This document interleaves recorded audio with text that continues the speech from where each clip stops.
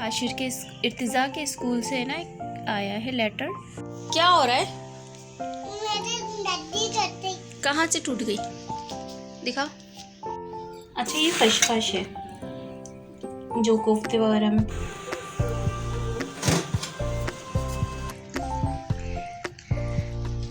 हाशिर आइए। अस्सलाम वालेकुम everyone, welcome back to viral informative vlogs and videos. तो कैसे हैं आप लोग, ज़रूर बताइएगा। और आज मैं आप लोगों से आज की डे रूटीन शेयर कर रही हूँ। तो ये 2-3 दिन का व्लॉग है और एक साथ ही मैं शेयर कर रही हूँ आपसे। तो आज मैं बना रही हूँ, जो स्कूल से आए थे तो वो लेकर आ गए थे कॉर्न। और वो कह रहे थे जैसे बाहर मम्मा मिलते हैं ना, वो जो अंकल बनाते हैं, पठान अंकल बनाते हैं ना, वैसे बना कर दें। वो जो पैकेट के अंदर देते हैं, वही रोस्ट करके जो देते हैं ना, वो वाली चाहिए थी। तो मैं पहले भी बना चुकी थी तो बच्चों को बहुत पसंद आई थी। तो इस तरह से भी बना सकते हैं कि आप नमक के अंदर या सूजी के अंदर इस तरह से रख देना, बिल्कुल स्लो हीट पर। तो वो गर्म होकर ये अच्छे से रोस्ट होना शुरू हो जाता है। और इसको टर्न करके, अगर आप सिर्फ पूरा कॉर्न ले रहे हैं, भुट्टा ले रहे हैं, तो उसको अच्छे से आप टर्न कर करके उसे रोस्ट कर सकते हैं। वरना तो अगर आपको इस तरह से दाने निकाल कर चाहिए, क्योंकि बच्चों की फरमाइश थी कि वैसे ही बना कर दें मम्मा, जैसे बाहर मिलते हैं ना कॉर्न बनाकर जिस तरह से वो देते हैं।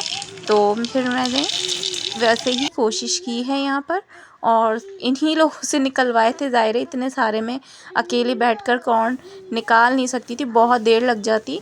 तो मैंने इन दोनों को ही, भाइयों को कहा था कि आप दोनों आराम से बैठें और सुकून से निकाल कर दें। जब आपकी फरमाइश है तो आपको ये मेहनत करनी पड़ेगी। तो उन लोगों ने, तीनों ने बैठकर, दोनों ने आराम से एक एक करके, क्योंकि तीसरे जो है ना वो बिगाड़ ही रहते, वो निकाल के नहीं रख रहे थे, वो ख़राब ही कर रहे थे। तो इसको हम रोस्ट करते जाएंगे और हिलाते जाएंगे। इस तरह से स्ट्रेनर से आराम से निकल जाता है। और जैसे जैसे ये रोस्ट होते जाएंगे ना, या खुद इसका एक्स्ट्रा नमक हट जाएगा और थोड़ा सा रह जाएगा तो वो रब करके हम निकाल लेंगे। और यहाँ पर देख सकते हैं कितने कलरफुल पेपर हैं, इसकी कोन बना लेंगे। और फुल काम आता है मुझे ऐसा।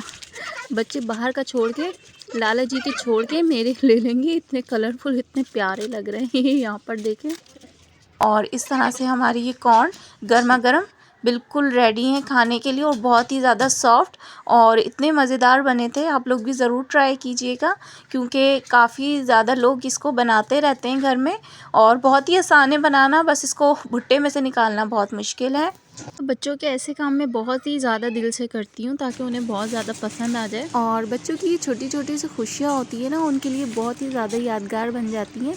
जब वो बड़े होते हैं ना तो याद करते हैं फिर वो, कि हमारी मम्मा इस तरह से हमारे लिए करती थी। इर्तिजा के स्कूल से ना आया है लेटर, और ये इन्होंने टेस्ट वगैरह दिए ना। मैं अभी कुरान पाक पढ़ रही थी तो ये आ गया मेरे पास कि मम्मा ये लेटर मिला है, आप मुझे बताएं कि मेरे टेस्ट कैसे हुए हैं। तो आए, मैं आप लोगों के साथ ओपन कर रही हूँ। ये सुबह ही लेकर आए हैं ना, छुट्टी के टाइम। हाँ, एक भाई, एक अब्दुल बारी का भी है ये वाला, 5th क्लास में है, ये नर्सरी में है। चेक करते हैं, लेट्स चेक द रिजल्ट।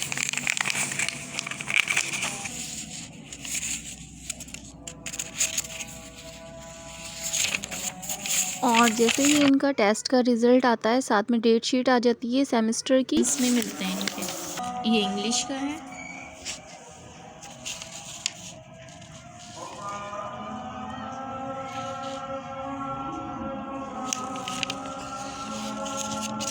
और ये अज़ान असर का टाइम था, तो इस टाइम में ना बहुत ही जल्दी लगी हुई होती है। बच्चों को ट्यूशन भी पढ़ाना होता है, कुकिंग भी करनी होती है। तो मैं यहाँ पर चेक कर रही थी, अच्छा रिज़ल्ट आया है। और इंग्लिश में भी अच्छा आया, साइंस है ये, तो साइंस वगैरह में भी अच्छा ही रिज़ल्ट आया है। तो मैं इन बच्चों को ख़ुद ही माशाल्लाह पढ़ाती हूँ, अपने दोनों बेटों को। तो दोनों ही सही पढ़ लेते हैं, बस बड़े वाले थोड़ा सा ज़्यादा तंग करते हैं, और छोटे वाले तो पढ़ ही लेते हैं। तो इनका पहले स्कूल ये था कि वो इतनी अच्छा यहाँ रिज़ल्ट वगैरह वो दिखाते नहीं थे पेरेंट्स को ना, वो ख़ुद ही चेक करके बस मार्क करके दे देते थे नंबर। और वो कहते थे कि नहीं, पेरेंट्स के पास जाता है, ऑब्जेक्शन होता है, इस चीज़ में मिस्टेक नहीं है, ये गलत है, इस तरीके से यानी कि कंप्लेन आती ही रहती थी। लेकिन ये मैंने स्कूल चेंज किया है इनका, क्योंकि ज़ाहिर है पता ही नहीं होता फिर बच्चे क्या पढ़ रहे हैं, वो अपने अपने ही हिसाब से करके रिज़ल्ट दे देते हैं। तो कुछ समझ में ही नहीं आता था कि बच्चे कर क्या रहे हैं स्कूल में, इतनी मेहनत करवाओ और कुछ भी रिज़ल्ट समझ में नहीं आता था।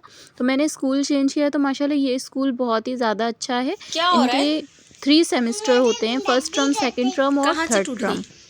क्या हो रहा है? मेरी कहाँ से टूट गई? दिखाओ। अच्छा, किस चीज़ से चिपकाया था? ग्लू से। ये काम हो रहा है, ये बैंडेज हो रही है, खुद भाई की बैंडेज हो रही है। और क्या हो गया? हड्डी हड्डी टूट गई। क्या हो गया? अब बस और नहीं लगाने की ज़रूरत है। हाँ, ये एक आँख छुपाई हुई थी, ये हड्डी आँखों के अंदर होती है। कोई अगर काम कर रही होती हूँ ना, पीछे से ये शरारत हो रही होती है। हड्डी कहाँ है आपकी? हड्डी आँख के अंदर। हाँ। अच्छा, टूट फूट गए हो? कैसे? ऐसी बातें नहीं करते हैं, अल्लाह ना करे ऐसी कोई बात हो, अल्लाह ना करे। और अब नहीं, अब ग्लू के अंदर घुसे ना बेटे तो मैं बहुत पिटाई कर दूंगी। यार ये समझ में, हर चीज़ चिपका रहे हो आप। तो बस हर वक्त की यही कहानी है हमारे घर में। अच्छा, मैं किसी काम में लगी होती हूँ, पीछे से कुछ और होना शुरू हो जाता है। तो मैं यहाँ पर किचन में आई हूँ, यहाँ पर मैं आलू पालक बना रही हूँ और साथ में ये खशखश होती है ना, ये मैं भिगो कर रखूँगी, क्योंकि 2 से 3 घंटे तो इसको लाजमी भिगोना होता है, तभी जाके ये अच्छा से एक फ्लफ़ी सा पेस्ट बनता है, जिसके में तो ये प्याज वगैरह फ्राई करके टमाटर डाल के ये बहुत मज़ेदार बनती है। कौन कौन खाता है, कौन कौन बनाता है ये, तो ज़रूर बताइएगा। और इसको सबसे आसान तरीका क्या है इसको धोने का, भाई मैं तो बहुत ही ज़्यादा परेशान हूँ, इस वजह से मैं बहुत ही कम बनाती हूँ इसे, क्योंकि इसका धोने का जो प्रोसेस है ना, इसमें बहुत ही ज़्यादा मट्टी कंकर होते हैं जो नीचे बैठे हुए होते हैं। तो सेपरेटली इसको निकालना, मट्टी से डस्ट इतनी भरी हुई होती है इसके अंदर, तो बहुत ही मुश्किल काम है ना। तो 2 से 3 घंटों का प्रोसेस है ये। तो यहाँ पर मैंने आलू पालक बना ली है और साथ में मैं रोटी बना रही थी। गैस इतनी कम आ रही थी कि हर रोटी है ना तवे के ऊपर चिपक रही थी, इतनी बुरी तरीके से चिपक रही थी कि टूट ही रही थी।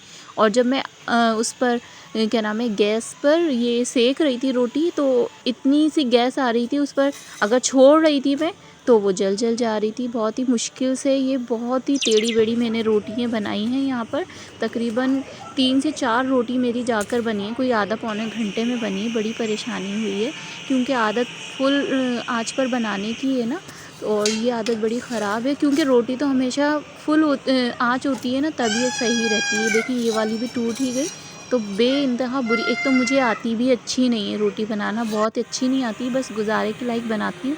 और जब गैस कम आती है ना, तो बहुत ही बुरी तरीके से रोटी बनती है ना, सारी ऐसा लगता है चिपकी चिपकी और टूटी फूटी रोटी, जली भुनी रोटी बनती है। तो ये देखें, यहाँ पर थोड़ी सी देर छोड़ते ही, जहाँ रोटी मैं दूसरी बेलने गई हूँ कि इसको बढ़ा लूँ मैं थोड़ी सी रोटी को, तो वो जल जा रही थी। कुछ इस तरह से बनी है हमारी जली भुनी रोटी है। और हमारा रात का डिनर बन चुका है। तो मैंने यहाँ पर खशखश अभी भी नहीं हुई है, मैंने डीप करके रखी तो थी कि वो बन जाएगी तो वो भी खाएंगे, क्योंकि वो बहुत मज़ेदार बनती है। तो रात का डिनर हमारा ये है, आलू पालक और साथ में जली हुई रोटी और ये सैलेड। तो माशाल्लाह हमारा आज का डिनर यही है। और अब हो गई मॉर्निंग, तो मॉर्निंग पे मैंने बेड सेट किया, तो उसके बाद मैंने देखा ब्लैंकेट के अंदर एक अमरूद पड़ा हुआ था, तो ये यहाँ पर निकला पड़ा था। कितनी ही सफाई कर लो ना, हाशिर कहीं ना कहीं फ्रूट छोड़ ही देते हैं। और रात में डिनर कुछ बच्चों का मुंह बना हुआ था, इतना अच्छा नहीं किया था, तो उनको जैसे कि पसंद नहीं है इतनी सब्ज़ी वगैरह, तो सुबह उन्होंने फरमाइशी अपना ब्रेकफास्ट बनवाया था हर किसी ने। हाशिर आइए। बटन तो लगा के अल्हम्दुलिल्लाह हम लोगों ने नाश्ता किया ये, क्योंकि जिस दिन बाबा घर में होते हैं ना इनके, तो ये लोग अपनी अपनी फरमाइश पूरी करवाते हैं उनसे। और इस प्यारी सी दुआ के साथ अपने ब्लॉग को करूँगी मैं एंड, कि अल्लाह पाक आपके और हमारे घर रिस्क रोज़ी में खैर व बरकत अता फ़रमाए। फिर मिलते हैं नेक्स्ट वीडियो में। अल्लाह हाफ़िज़।